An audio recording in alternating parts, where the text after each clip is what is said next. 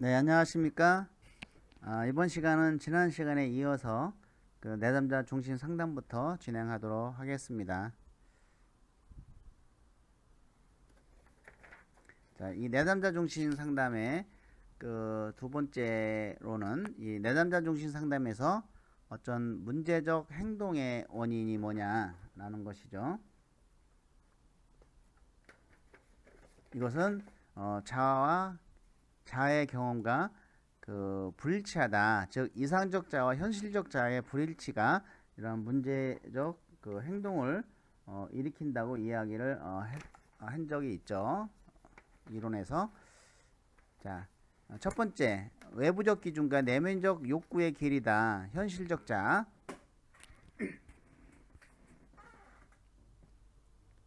두 번째는 자신의 행동에 대한 주변의 평가에 대한 길이.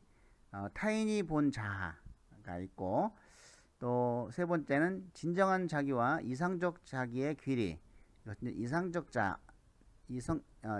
자라는 어떤 그 세 가지 문제적 행동의 원인을 가지고 있다고 하는 거. 자, 그리고 그 세 번째는 전 노저스의 내담자 중심 상담의 인간관. 이거는 우리가 좀 기본적으로 이런 인간관 기본 가정은 알아줘야 된다라는 것이죠. 알아두는 것이 좋습니다. 자, 그러면 로저스의 내담자 중심 상담의 인간관은 어떤 인간관을 가지고 있느냐라고 볼 때, 자, 인간은 가치를 지닌 독특한 존재이다.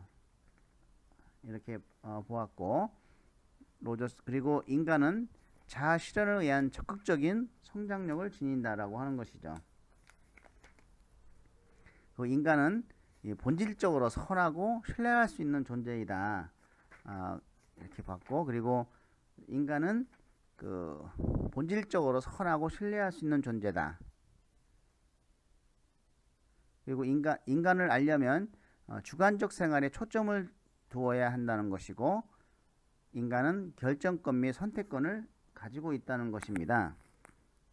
그래서 이 내담자 중심의 상담은 이런 비지시적 상담 또는 인간 중심 상담이라고 한다고 하였죠.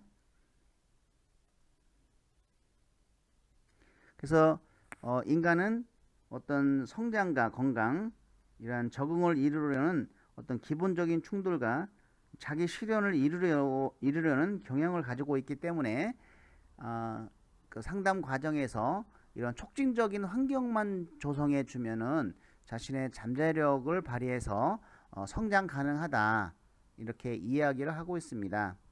자, 그래서 이 기본 가정의 주요 단어를 보면은 뭐 가치, 자아 실현, 본질적, 뭐 주관적, 그리고 결정, 가자본 주결, 이렇게 그 글자를 따서 외우면은 쉽게 암기할 수가 있을 것 같아서 적어봤습니다. 자, 로저스의 이제 내담자 중심 상담 목표는 완전히 기능한 사람의 특징으로 우리가 이제 볼 수가 있는데, 자, 로저스 내담자 중심의 완전히 기능하는 사람의 특징을 한번 살펴보면은 굉장히 경험에 개방적이다. 여러분들은 어떤 여기 완전히 기능한 상담의 특징 중에서 그 몇 가지가 포함되어 있는지 한번 생각해보고 한번 보시기 바랍니다. 경험에 개방적이다. 실존적인 삶을 산다. 자신을 신뢰한다. 창조적이다. 자유롭다. 예, 그 내담자 중심 상담의 목표가 되겠습니다. 자, 그러면 상담자의 태도로는 요 세 가지는 상당히 중요한 의미를 가지고 있죠. 일치성, 진실성이 있어야 된다는 것이죠. 그래서 상담자는 이런 내담자의 관계는 진실하고 개방적이어야 한다. 솔직성이라고도 하죠. 자, 무조건적인 긍정적인 소용입니다. 조건을 붙이면 안 됩니다. 그래서 상담자는 내담자의 내면 세계를 마치 자신의 것처럼 인식해야 한다. 그리고 공감적인 이해입니다. 내담자의 감정을 있는 그대로 받아들이는 것이죠. 그래서 이거를 우리가 그 한번 이어서 외우면은 뭐 경시라 창문 좀 닫아. 자, 창문 좀 닫아. 자, 자자. 뭐 내일도 일무공해야지. 자, 여기서 이제는 경실창 자. 자, 경실자창 자. 일무공 뭐 이렇게 해서 그 여러분들이 나름대로 또 말을 이렇게 만들어서 암기하면은 잃어보지도 않고 괜찮을 것 같아서 적어봤습니다.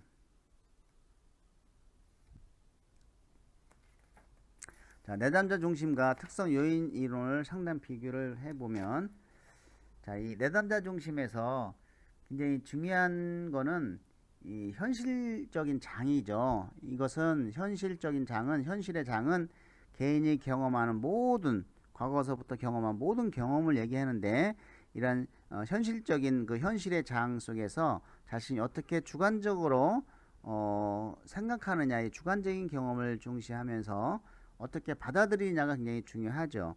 그런데 이러한 현실의 장에서 이 가치의 조건화라고 하는 것이 있습니다. 이 가치의 조건화는 그 부모가 만들어주는 것이죠.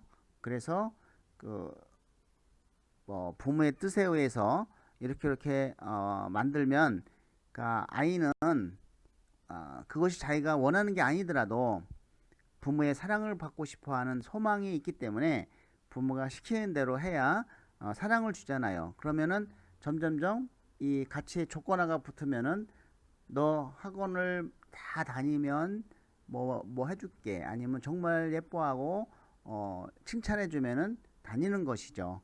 그러면 자기 현실의 어떤 경험과 경험으로 인해서 현실적 자아가 잘 만들어져야 되는데, 그것이 가치의 조건에 의해서 그러한 그 자아가 다르게 만들어지는 것이죠. 자기의 어떤 이상적 자아가 현실적 자아하고 괴리가 생기는 것이에요. 그렇게 되면은 이런 불안과 갈등이 생긴다고 하는 것입니다. 그렇기 때문에 이 가치의 조건화는 자아 실현을 방해한다는 것입니다. 그래서 조건을 붙이지 말자라고 하는 겁니다. 자, 그렇다고 하면은 한번 간단하게 비교를 좀 해보도록 하겠습니다. 내담자 중심은 로저스 상담 이론이고, 특성 이론은 윌리엄슨과 파슨스입니다. 그리고 내담자 중심은 인간 중심이고, 이 특성 이론은 상담자 중심이죠. 상담자가 상당히 중요하고 권위적이고 상담자에 의해서 거의 다 상담이 이루어지죠. 내담자는 비지시적 상담이고, 특성 이론은 지시적 상담입니다. 대표적인 지시적 상담이고,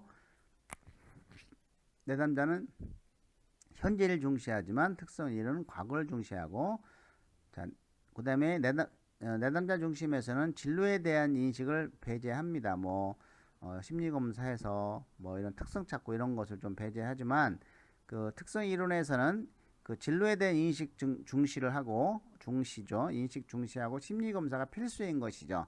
자, 상담 기법으로는 일무공이라고 했죠. 일지성, 무조건적인 수용, 공감적인 이해. 여기서는 전 6가지 윌리엄슨이 얘기한 분석 종합 진단, 예상, 추후 지도 있죠. 여기 5가지가 이루어지죠. 자, 여기서 하나가 빠졌어요. 그 분석 종합 진단,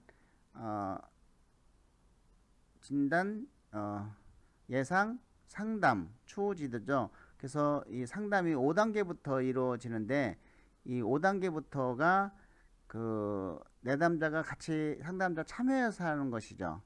그러면 그 이 분석 종합 진단 예상 예측이죠. 요때까지는 전부 상담자가 일방적으로 정해지는 겁니다. 그렇기 때문에 상담자 중심, 또 지시적 상담이라고 하는 얘기를 하고 있는 것이죠. 자, 그 다음에 내담자 중심에서는 이 상담자, 내담자 상담의 한계 원칙을 보면은 애정의 한계, 행위의 한계, 시간의 한계, 책임의 한계, 직업 상담의 한계가 있다. 특성 이론의 상담 기법으로는 이제는 그 설명, 설득, 충고, 이 중에서 가장 민주적이고 가장 바람직한 거는 뭐라고 했습니까? 설명이라고 했죠. 자, 이 충고는 그냥 직선적으로 얘기를 하는 겁니다. 그리고 내담자가 뭐 솔직히 얘기해 달라라고 했을 때 얘기하는 거고, 직접적으로 얘기하는 거고, 설득은 나름대로 너의 특성이 이러니까 너가 그쪽으로 가는 건 좀 적합하지 않겠느냐라고 설득을 하는 차원이고, 설명은 검사 결과와 어떤 다른 요인까지 고려해서 자세하게 설명을 하는 단계죠. 가장 좋은 기법이라고 할 수가 있겠습니다. 가장 좋은 기법 순서네요. 설명, 설득, 충고 이런 식으로. 그리고 특성 이론에서는 진로 상담을 많이 합니다. 청소년 상담에 상당히 관심을 가졌던 것이죠. 이렇게 내담자의 중심 상담과 특성 이론을 서로 비교할 수 있으면 좋겠습니다. 자, 형태주의 상담. 형태주의 개념은 이제 게스탈트라고 하는 건데, 이것은 전체 형태 모양의 독일어입니다. 그래서 그 실존주의와 어떤 인간 중심주의와 합쳐져서 지금 여기 here and now를 굉장히 강조를 하는 그런 상담이기도 합니다. 현재 상황에 대한 자각에 초점을 맞추고 있습니다. here and now, 현재, 과거는 없다라고 하는 것이죠. 과거의 경험을 현재로 끌어올려서 here, 지금 여기에서 상담이 추진되는 것이죠. 이 형태주의의 주요 개념으로는 정경과 배경입니다. 어떤 자신의 어떤 지각 욕구가 정경으로 떠오르면은 그것이 그 욕구에 대한 지각을 통해서 게스탈트가 형성이 돼야 되는데, 만약에 게스탈트가 형성이 되면은 에너지가 그걸 해결하기 위해서 발동이 되면서 접촉을 통해서 그것이 해결되는 것인데, 그래서 그 게스탈트 형성과 어떤 접촉이 상당히 이제 중요한 의미를 가지고 있는 것이죠. 자, 지금 여기가 형태주의 상담에서 가장 중요시하는 것은 here and now죠. 그리고 이 미해결 과제라고 하는 것은 하고 싶어도 할 수 없고 말하려고 해도 하지 못했던 이런 미해결된 게스탈트를 말하는데, 이런 미해결 과제가 많일수록 어떻습니까? 그 어떤 정경과 배경을 교차하는 것을 방해하죠. 그래서 이런 미해결 과제는 바로 게스탈트, 즉 어떤 지각에 대한 형태를 형성을 방해한다라고 볼 수가 있습니다. 자, 그 다음에 회피라고 하는 거. 회피는 미해결 과제를 고통스러워하고 받아들이지 못하고 의도적으로 피하는 것을 말하는 것이죠. 이런 것이 형태주의 상담의 주요 개념이라고 볼 수 있겠습니다. 자, 상담의 목표는 각통책이다. 그래서 각성, 통합, 책임. 자, 이렇게 이제 우리가 기억을 해주시고, 자, 상담 기법을 살펴보면은 욕구와 감정의 자각. 자, 지금 여기에 체험되는 욕구와 감정을 자각하도록 돕는 거고, 또 신체 자각은 현재 상황에서 느껴지는 신체 감각을 자각하도록 돕는 것이죠. 또 환경 자각은 환경과의 접촉을 증진하면서 체험하는 것을 자각하도록 돕고, 또 언어 자각은 자신의 감정과 동기에 책임지는 어떤 문장으로 말하도록 돕는 것이죠. 또 과장하기, 행동이나 언어를 과장되게 표현을 해서 감정 자각을 돕는 것이고, 그 빈의자 기법, 이것은 아주 중요한 유명한 형태주의의 상당 기법인 것이죠. 그래서 맞은편에 있다고 상상하는 것이죠. 앞에 빈 의자를 놓고 내가 그분이 앉아 있다고 생각을 해서 이야기하고, 내가 질문하면 그분이 있다고 생각해 그분이 나한테 답변하고 스스로 질문과 답변을 스스로 하는 것이죠. 자, 꿈 작업. 프로에서는 꿈 분석이고 형태주의에서 꿈 작업입니다. 이것은 어떤 현실의 꿈을 이제 현실로 가지고 오는 것인데요. 마치 꿈이 현재 사건인 것처럼 상상 꿈의 각 부분을 연기하게 하는 것이죠.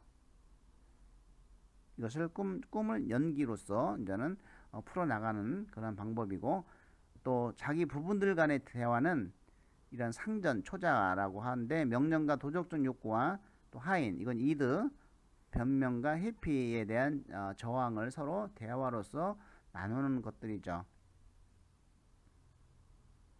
또 감정에 머무르기.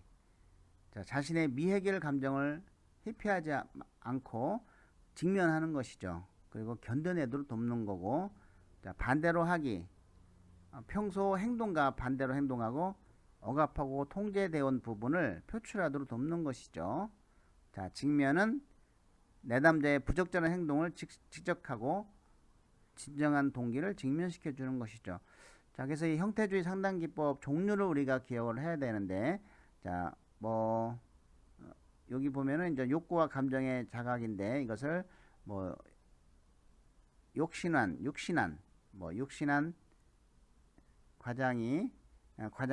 육신한이 과장 빈 의자에서 꿈 작업 대화하네. 감정은 반대, 언어적 측면은 찬성. 이렇게 상담기법을 좀 외우면은 좀 더 좋지 않을까 해서 적어봤습니다. 자, 육신한이 과장 빈 의자에서 꿈 작업 대화하네. 그렇다고 감정은 반대하고 언어적 측면은 찬성한다 라는 측면. 자, 교류 분석입니다. 개요는 정신분석의 창시자인 프로이드 이론의 바탕을 두고, 이것은 교류 분석은 자아 분석이라고도 합니다. 그래서 부모 자아, 성인 자아, 어린이 자아 총 3가지 자아를 분석을 하는 것이고, PAC라고 하죠. 자, 성격의 인지적, 합리적, 행동적 측면을 모두 강조하고 내담자가 새로운 결정을 하고 삶을 바꾸도록 하는 결단 치료입니다. 자, 그래서 인간은 자유로운 존재고, 자율적인 존재, 자유로운 존재, 선택할 수 있는 존재, 책임을 질 수 있는 존재라고 이제 이야기를 하고 있죠.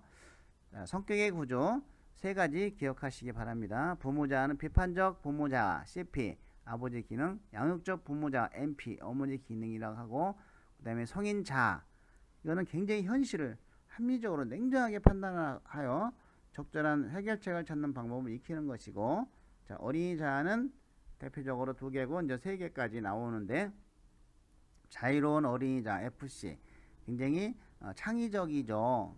예술적인 사람들이 많이 이제 가지고 있는 자아라고 합니다. 자유로운 행동, 순응하는 어린이 자아, AC, 그리고 어린이 교수 자아, LP가 있습니다. 이것은 탐구적이고 창조적이라고 하고, 이제 애어른이라고, 애가 너무 빨리 이제 성숙된 것을 의미합니다. 청년 자아라든지 어른 자아는 아니다라고 하는 거, 교류 분석의 성격의 구조에 해당되지 않는 것은 이렇게 나올 수도 있습니다. 자, 교류 분석의 상담의 생활 자세는 4가지가 있죠. 자기 부정, 타인 부정, I am not okay, you are okay. 자기 부정, I am not okay. 타인 부정, I am not, you are not okay. 이거는 굉장히 파괴적인 인간관계를 갖고 있다. 자기 부정, 이것은 피해자적 인간관계가 되겠죠. 자기 긍정, 타인 긍정은 가장 좋은. 자기 긍정, 타인 부정은 이것은 공격적 인간관계죠. 상대방은 다 아니다고 하니까. 자기 긍정, 타인 긍정, 이것이 가장 생산적인 인간관계다. 이건 3세 이유가 굉장히 중요하다라고 이야기를 하고 있습니다. 자, 교류 분석의 상담 절차는 계약, 관계 형성, 계약, 구조 분석, 어떤 어버이 자아, 성인 자아, 어린이 자아를 분석하는 거, 어떤 자아를 갖고 있는지, 그리고 어떤 대화 기법을 쓰는지, 상보냐, 교차냐, 이면이냐, 이런 교류 분석과 그 다음에 게임 분석, 서로 어떤 감정을 계속 가지고 싸우고 있는지, 그리고 생활 각본 분석, 어떻게 생활 각본이 형성되어 있는지 어린 시절부터, 그리고 제 결정을 촉구하는 것이다. 이렇게 이제는 상담 절차, 관계 형성을 우리가 살펴봤고, 자, 구조 분석은 3개의 자아의 구성 상태를 살펴보는 것이다. 그래서 자아 기능 그래프, 에고그램이라고 하죠. PAC 그래프라고도 합니다. 구조 분석. 그다음에 의사교류 분석은 상보교류죠. 원만한 의사교류입니다. 상호 이야기한 거에 있는 것만 답하면 돼요. 몇이냐 그러면 3시다 이렇게 얘기하면 되는데, 몇이냐 그러니까 너는 왜 시간만 보냐, 일찍 퇴근하고 싶냐, 이렇게 얘기하면 안 되는 것이 싸우게 되는 것이죠. 교차 교류하고 이제 교차 대화가 있는데, 이것은 좀 원만하지 못한 교류죠. 지금 몇 시냐 그러면은 너는 맨날 뭐 퇴근할 시간만 기다리냐? 이런 식으로 어떤 비판적인 어보자 입장에서 말하는 것이 이제 교차라고 하죠. 자, 이면은 복잡한 교류 패턴이에요. 남편이 늦게 술 먹고 매일 요즘 늦었어요. 그래서 그날도 늦었는데 와이프가 딱 째리면서 하는 말이 참 일찍도 오셨네요. 지금 몇 시인지 아세요? 이럴 때 아니면 그냥 지금이 몇 시인지 아세요? 라고 하면 야, 좀 일찍 들어와 라고 하는 내면적 의미도 있다는 것이죠. 그럼 남편은 뭐 새벽 2시밖에 안 됐구먼 이렇게 나오면 이면적으로는 당신이 나를 집에 일찍 들어오게 한번 만들어 봐. 내가 무슨 재미로 집에 일찍 들어오니? 이러한 의미도 포함되어 있다고 하는 것이죠. 이면교류는. 그 다음에 게임 분석은 어떤 심리적인 게임이죠. 서로 이기려고 하는 거. 그래서 이러한 그 게임 분석이 많아지면은 굉장히 어떤 감정적으로 좀 안 좋죠. 그 다음에 생활 각본 분석. 자기 긍정, 타인 긍정의 생활 각본을 이제 만들어 나가는 작업을 하는 것이죠. 자, 이론에 대한 평가는 굉장히 인지적이므로 지적 능력이 낮은 내담자에 적용하기 어렵고 추상적 언어로 이해하기가 굉장히 어렵다는 거, 또 과학적 검증이 되어 있지 않다고 하는 거, 이런 것들이 좀 있습니다. 자, 여기까지 교류문서 상담까지 정리를 마치고 다음 시간에 이어서 하도록 하겠습니다. 네, 수고 많이 하셨습니다.